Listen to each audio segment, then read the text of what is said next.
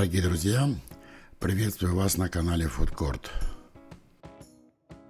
Я рад, что вы сегодня зашли на мой канал, и я в этом видео покажу вам рецепт сервелата, в составе которого мясо говядины и курицы. Я назвал этот сервелат кошерный. На самом деле, эта колбаса никакого отношения к кашруту не имеет, просто в его составе нет мяса свинины вообще. Только мясо говядины и только мясо курицы. Для изготовления этого сервелата я взял 1 килограмм мяса говядины первого сорта. И также я взял 1 килограмм мяса бедра курицы. Мясо я порезал под мясорубку. Оно прошло предварительный посол и слегка подморожено. Мясо солилось 72 часа в вакууме в холодильнике при температуре 24 градуса. В составе посолочной смеси 2% соли пополам нитритная 0,6% нитрита натрия и половина соли обычной поваренной. Для этой колбаски я подобрал следующий набор специй. Перец черный молотый 2 грамма из расчета на 1 килограмм, чеснок 3 грамма сухой гранулированный, кориандр 3 грамма. Я взял тмин молотый 1 грамм на килограмм мяса и кардамон и майоран по полграмма на 1 килограмм. Вот такой состав специй я буду использовать для этой колбаски. Подробный расчет в граммах всего состава набора специй вы найдете в описании к этому видео. Мясо буду перекручивать на мясорубке с решеткой диаметром 5 мм. Мясо хорошо подморожено, отлично перекручивается. Сначала я перекручиваю мясо говядины, а потом я перекручиваю мясо бедра курицы.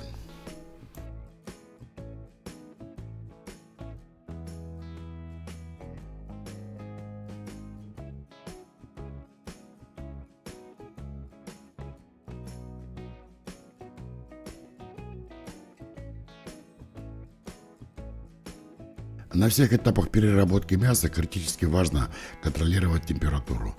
Для того, чтобы не получить в последующем брак, бульонный отек, температура фарша не должна превышать 8-10 градусов. В идеале хорошо работать с температурой 2-4 градуса. У меня в данной ситуации температура не выше 1 градуса. На следующем этапе я вношу специи в фарш говядины и потом это все смешаю с фаршем, который я сделал из мяса бедра курицы.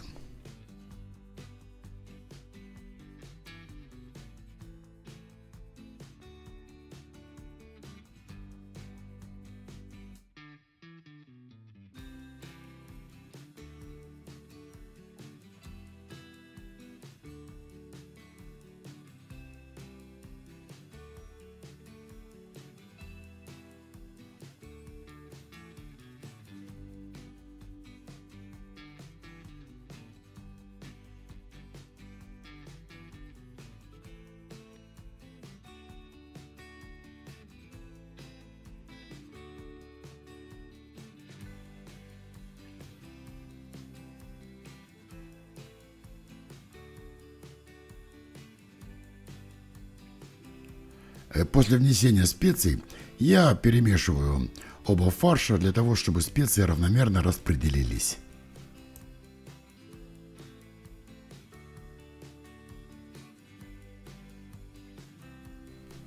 Затем я перекладываю фарш в чашу планетарного миксера, это обычный тестомес. И вот, используя такую насадку, 5-7 минут я буду вымешивать фарш до однородного состояния с добавлением 10% воды от веса фарша.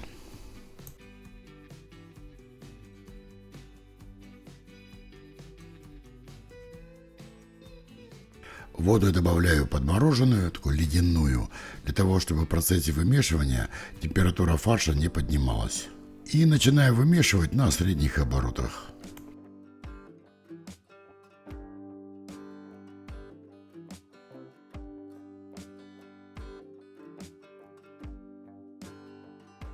Вот буквально за 5-7 минут я получил идеальный колбасный фарш. Белые нити Мясной белок разбился, он смешался с водой. Консистенция такая липкая, однородная. Это позволит получить хорошую такую правильную структуру колбасы. Так, теперь еще раз контрольный замер температуры. Соблюдение температурных режимов – это ключевой момент для того, чтобы получить качественную колбасу. Температуру необходимо соблюдать на всех этапах переработки мяса, составления фарша и тепловой обработки. Так, с температурой на этом этапе все в порядке. Это 1,5-2 градуса температура фарша. Можно работать дальше. Итак, теперь я начинаю формировать колбасные батоны. В качестве оболочки я взял коллаген. Натуральная коллагеновая оболочка диаметром 50 мм. Это натуральная оболочка, которая производится при переработке костей мяса говядины. Эту оболочку я приобретаю в интернет-магазине Craft Store.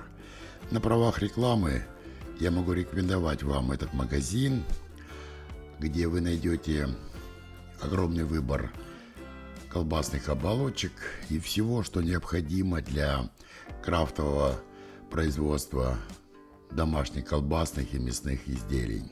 Коллагеновую оболочку я нарезал на кусочки длиной 35 сантиметров и вот таким образом плотно набиваю колбасные батоны.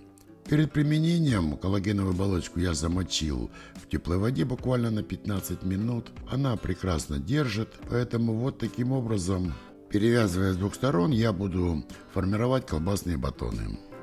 Если вы хотите посмотреть ассортимент колбасных оболочек в интернет-магазине Craft Store, вы можете воспользоваться QR-кодом, который находится в левом верхнем углу этого видео, либо я оставлю ссылочку в описании под этим роликом. Колбасные оболочки, которые я получаю от спонсора моего канала интернет-магазина Craft Store, замечательного качества.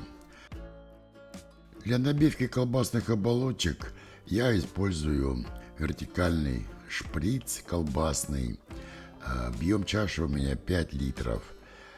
Если вас интересует вот то домашнее оборудование, которое я использую для производства домашних колбас и мясных изделий, у меня на канале есть специальное видео. Сейчас в правом верхнем углу появится ссылочка, перейдя по которой вы можете посмотреть этот ролик и получить для себя всю необходимую информацию. Кроме этого, ссылочка на этот ролик у меня будет обязательно под этим видео. Вот такие замечательные колбаски у меня получились.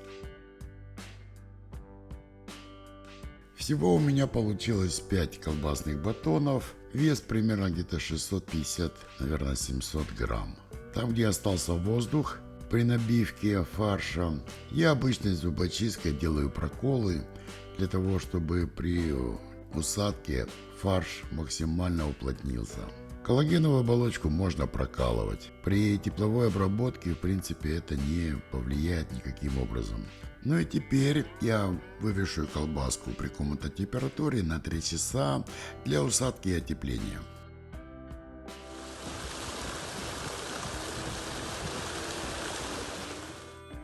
После усадки я сделал такую уплотняющую перевязку. Колбасным шпагатом я подкрутил с обоих сторон колбасные батоны и еще сделал такую петлю уплотняющую.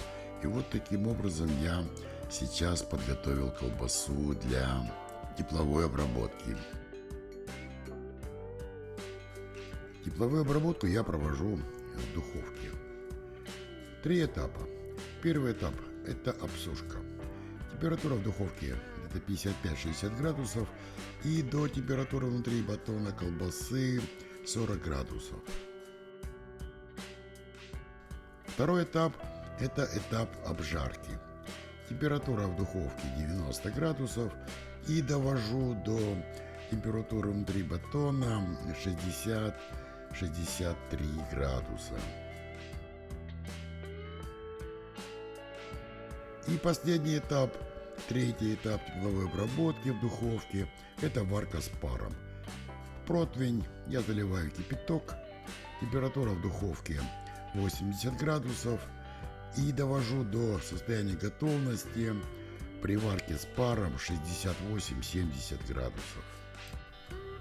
Бывает такое, что при варке с паром температура как бы зависает, останавливается. Поднятие температуры необходимо просто поменять воду в поддоне.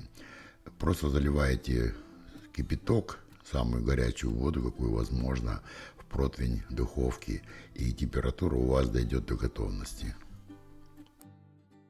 Следующий этап – это этап душевания. Необходимо быстро поместить колбасу в ледяную воду, максимально холодную. На 25-30 минут будет достаточно для того, чтобы остановить процесс тепловой обработки и быстро сбросить температуру до безопасных 28-32 градусов. Это позволяет увеличить максимально сроки хранения колбасного изделия и делать его максимально безопасным. После душевания колбаска отправится у меня в холодильник на стабилизацию на 12 часов. И вот, пожалуйста, посмотрите результат. Через 12 часов колбаска практически готова. И теперь я проведу холодное копчение. При температуре 28 градусов 5-6 часов я буду коптить холодным дымом, дымогенератором улитка. У меня на канале есть специальное видео, где я подробно показываю, как я провожу холодное копчение в обычной картонной коробке. Сейчас в правом верхнем углу появится ссылочка, нажав на которую вы можете перейти на это видео и посмотреть эту информацию для себя. Перед копчением пару часов я проведу обсушку колбасы, чтобы поверхность была идеально сухая, чтобы ровно лег дым. Ну а после копчения, которое будет проходить 5-6 часов, и проветривания, я на 3 суток отправлю колбасу в вакуум для созревания и чтобы колбаса набрала вкус копчения.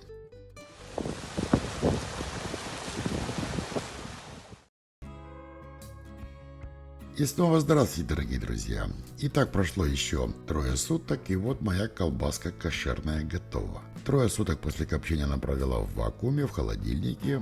Температура 4-6 градусов. Она набрала вкуса копчения. И теперь пришел момент ее вскрыть. И будем пробовать. Колбаска имеет прекрасный вид. Такой даже, прямо сказать, идеальный.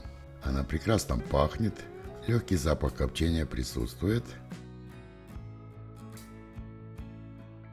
При разрезе колбаска достаточно плотная. Консистенция просто замечательная. Посмотрите, какой красивый рисунок. Ну и воздушные пузырьки при набивке через шприц в колбасную оболочку, конечно, это признак крафтовой колбасы, которая именно сделана дома своими руками. Эластичная.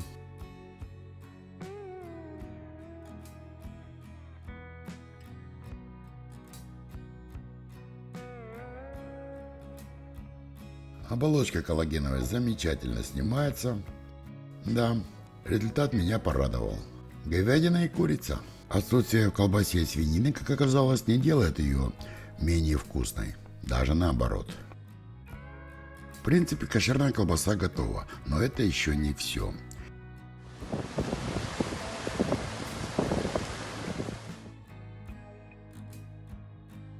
Так, сервелат кошерный. Значит, после копчения он вялился у меня 7 дней при температуре 18 градусов, влажность 70-75%, потеря веса 35% получилось. Вот кошерный сервелат полусухой. На неделю отправим сейчас его в вакуум и потом разрежем, посмотрим на результат.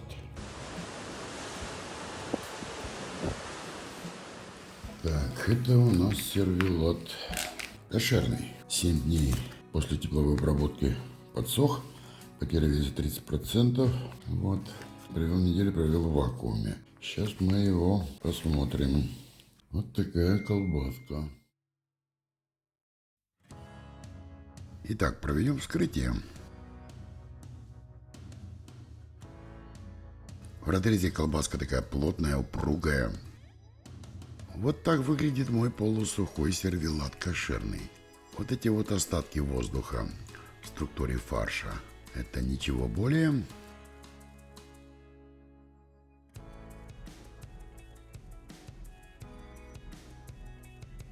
Ну и теперь необходимо попробовать на вкус и сравнить. Идеальная колбаска. На мой вкус, конечно, именно полусухой сервелат, говядина и курица превзошел все ожидания.